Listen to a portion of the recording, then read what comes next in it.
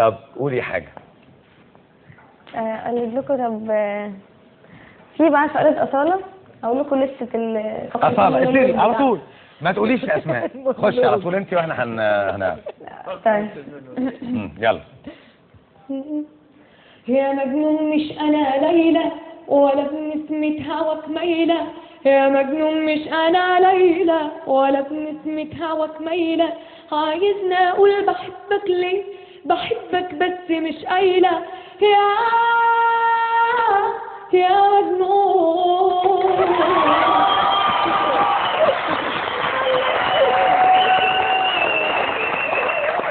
حلو، خشي في اللي بعده، ما تقوليش الفقرة اللي بعدها. أنا راجع يا أغلى حبيبي، بقولك لا كده كفاية حبيبي، مهما كنت بغيب بقلبك كنت ويايا يوم ورا يوم.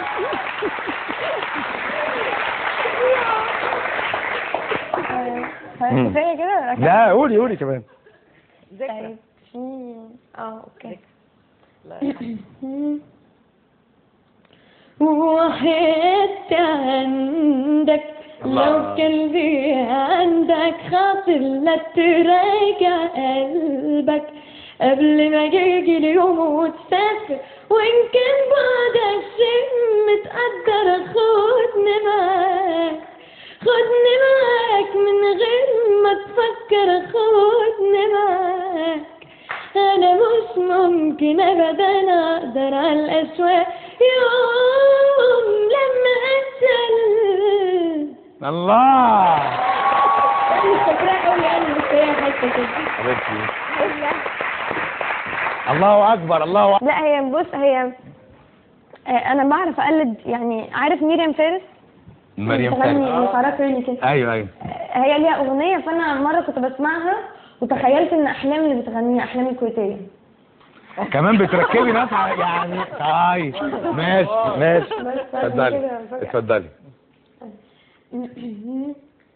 انا والشوقي طول ليالي وانت تغيب، انا والعين نسأل فين اغلى حبيب، انا قلبي نادي ليك وروحي تروحي ليك، يوقف بي الزمان واستنى اشوف عينيك.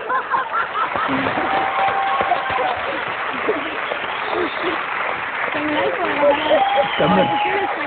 طيب هي لسه الإفيه ما كملش، نكمل.